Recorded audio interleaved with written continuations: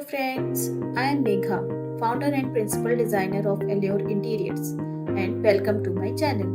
इस चैनल पर हम बात करेंगे उन प्रोजेक्ट्स की जो Allure Interiors ने डिजाइन और इम्प्लीमेंट किए हैं, ताकि आप सिर्फ फाइनल लुक ना देखें बल्कि ये भी समझें कि हर डिजाइन डिसीजन के पीछे क्या सोच है, चाहे वो कलर्स का सिलेक्शन हो, लेआउट प्लानिंग हो या एक छोटी सी डिटेल भी, सब कुछ किस तरह डिजाइन का पार्ट बनता है वो मैं आपके साथ यहाँ शेयर करूँगी। Through these videos, we hope to give you a deeper understanding of how we work and maybe even inspire your own journey. So, if you enjoy the content, don't forget to subscribe to the channel और comments में हमें ज़रूर बताएं आपको ये video कैसा लगा।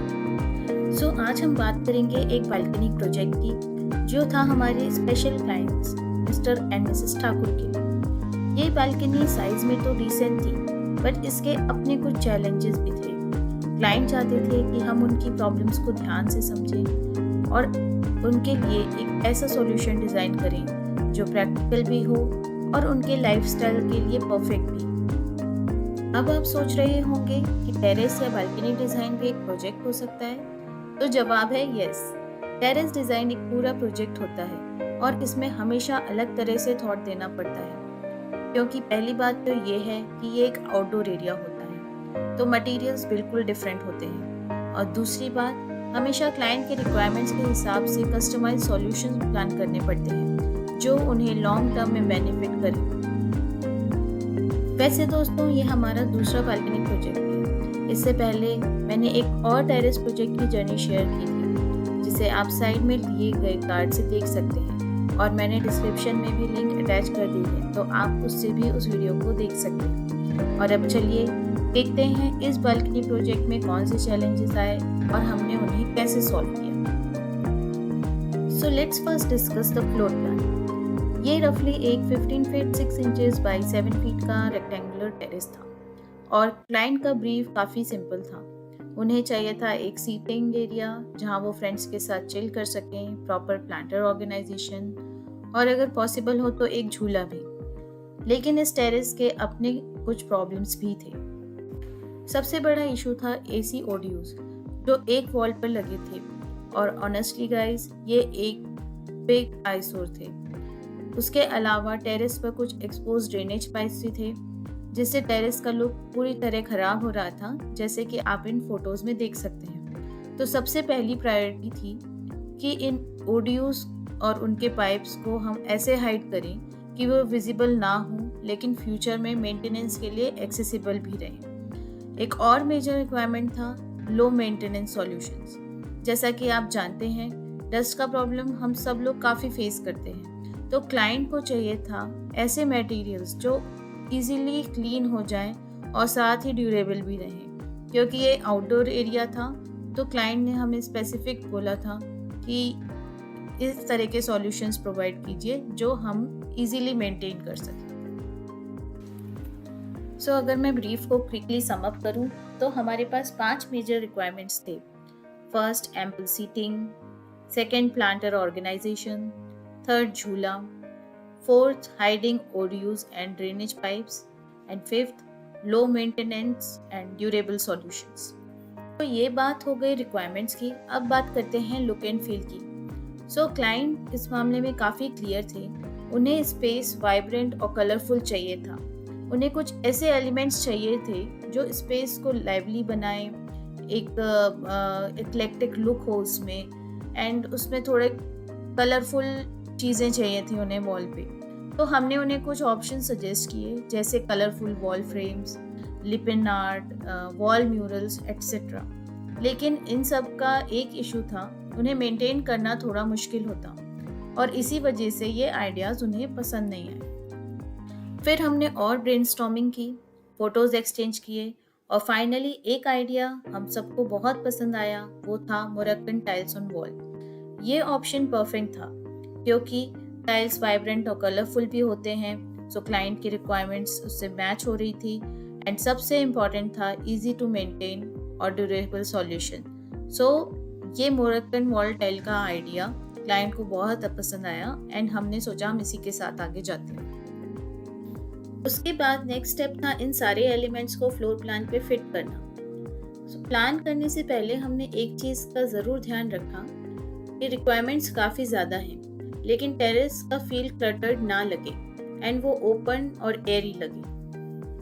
तो जैसा आप फ्लोर प्लान में देख सकते हैं, हमने एल शेप सीटिंग प्लान की, एक ग्रेनाइट प्लेटफॉर्म प्लान किया फॉर प्लांट स्टोरेज और एक झूला भी इंक्लूड किया, जैसे कि क्लाइंट का रिक्वायरमेंट था। सीटिंग एरिया में मैं ये 2 चीज़ें हाईलाइट करना चाहती हूँ जो हमने सीटिंग एरिया के साथ प्लान की। वो था little niches to store your books and coffee mugs. एक निश तो हमने ग्रेनाइट में प्लान किया जिससे वो ड्यूरेबल रहे, एंड दूसरा छोटा सा निश हमने सीटिंग बेस को एक्सटेंड करके बनाया, जिसपे कि क्लाइंट्स अपने mobile and other equipments charge कर सकें। साथ ही हमने एक स्विच बोर्ड भी वहाँ प्लान किया जिससे एक ईज ऑफ एक्सेस उनको मिले। सो गाइस, डिज़ाइन का एक बेसिक प्रिंसिपल होता है जिस पे हम हमेशा एम्फेसिस देते हैं, एंड वो है जोनिंग। यहाँ भी हमने क्लियरली जोन्स डिफाइन किए। सो एक जोन था सीटिंग जोन, दूसरा प्लांटर जोन एंड एक स्पेशल जोन जहाँ क्लाइंट अपना मी टाइम एंजॉय कर सके sitting on the jhula in this little urban jungle. Floor plan finalise करने के बाद अब बारी थी एलिवेशंस की, और हमने सोचा अगर स्पेस को ट्रूली ओपन और एयरी फील देना है तो सब कुछ फ्लोटिंग होना चाहिए। मतलब जो भी एलिमेंट्स प्लान किए गए थे, सीटिंग, ग्रेनाइट प्लांटर बेड्स, सबका सपोर्ट फ्लोर पे डायरेक्टली नहीं होना चाहिए। जैसा कि आप एलिवेशन में देख सकते हैं, सीटिंग का सपोर्ट फ्लोर पर नहीं है, ग्रेनाइट काउंटर भी फ्लोटिंग है। इन चीज़ों से टेरेस का पूरा वाइब लाइट, ओपन और एयरी लगेगा, ऐसा हमने विजुलाइज किया। जैसे कि हमने पहले डिस्कस किया था कि to bring that vibrant colour on the wall हम मोरक्कन टाइल्स के साथ जाएंगे, लेकिन उसे हमने 40-60 फॉर्मेट में लगाने का सोचा जिससे वो ओवरवेलमिंग ना लगे। मतलब फ्लोर से लेकर वॉल का 40% हमने मोरक्कन टाइल में कवर करने का सोचा, और उसके ऊपर हमने कलर ब्लॉक वॉल प्लान किया ताकि टेरेस को एक वाइब्रेंट लुक मिले without ओवरडूइंग the same pattern.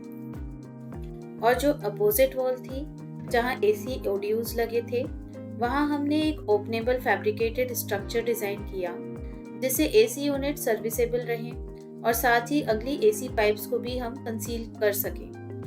Drainage pipes को भी हमने कवर किया, एंड हमने ये HDHMR मटेरियल में बनाया। सो हमने इसे हैंडललेस स्ट्रक्चर दिया जिससे कि ज़रूरत पड़ने पर ये खुल सके और हम इन्हें वॉल कलर से मैच कर पाएँ एंड ये एक स्ट्रक्चरल एलिमेंट लगे। So guys, next in line was the lighting plan, जिसे हमने स्ट्रैटेजिकली प्लेस किया to highlight key elements like the planters, the seating zone, the highlight wall, ensuring every corner feels warm and intentional। जैसा कि हमने last video में भी बताया था, लाइटिंग प्लान एक स्पेस को बना भी सकता है और बिगाड़ भी सकता है। इसलिए फ्रेंड्स, ये बहुत ज़्यादा ज़रूरी है कि हम लाइट्स की लेयर केयरफुली प्लान करें ताकि लाइट कभी भी ना ज़्यादा लगे और ना ही कम। हमने भी लाइटिंग प्लान एग्जैक्टली इसी अप्रोच से किया। फीचर वॉल को हाईलाइट करने के लिए हमने स्पॉटलाइट्स यूज़ किए, प्लांटर स्टोरेज को शोकेस करने के लिए नीचे से प्रोफाइल लाइट दी, और एम्बिएंट ग्लो क्रिएट करने के लिए सीटिंग के ऊपर प्रोफाइल लाइट्स प्लान किए। इस तरह लाइटिंग ने नॉट ओनली टेरेस को वार्म और इनवाइटिंग बनाया, बल्कि डिज़ाइन के फंक्शनल एस्पेक्ट्स को भी सपोर्ट किया। So now let's talk about the material board. क्योंकि एक आउटडोर स्पेस था तो मटेरियल सिलेक्शन यहाँ बहुत ही इम्पोर्टेंट था। जैसा कि आप स्क्रीन पे देख सकते हैं, हमने इंश्योर किया कि टेरेस में सिर्फ all weather friendly material use हो जो ड्यूरेबल हो और लॉन्ग टर्म तक सस्टेन कर सके। और साथ ही हमने जो कलर पैलेट सेलेक्ट किया वो वार्म टोन में था, that took some shades from the Moroccan tiles that we had selected, ताकि पूरे टेरेस में एक कोहेसिव और इनवाइटिंग वाइब क्रिएट हो।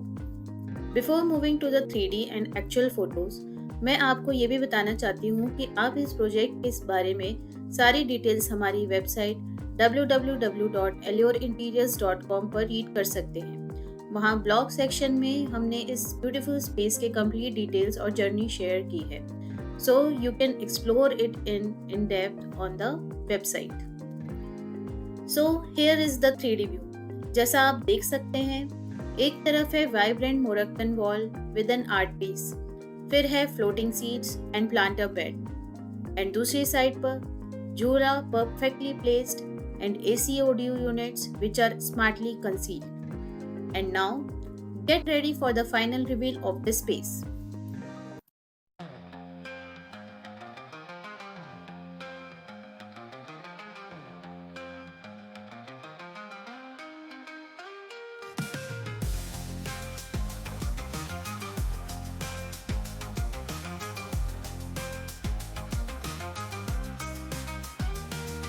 Снится сидящего на престоле книга, написанная любви кровью, запечатанная 7 печатями. Огнец 7 звезд книгу откроет, кровью искупил нас перед Богом из всякого колена и языка и плена.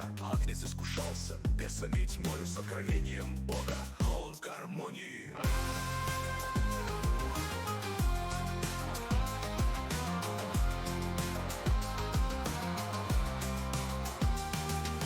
Конь белый, на всадник победоносный принес страдания. Конь рыжий, на нем всадник с большим мечом из ада послан. Конь черный, на нем всадник с мерой в руке умерщвляет. Конь бледный, на нем всадник, ад кромешный в его глазах.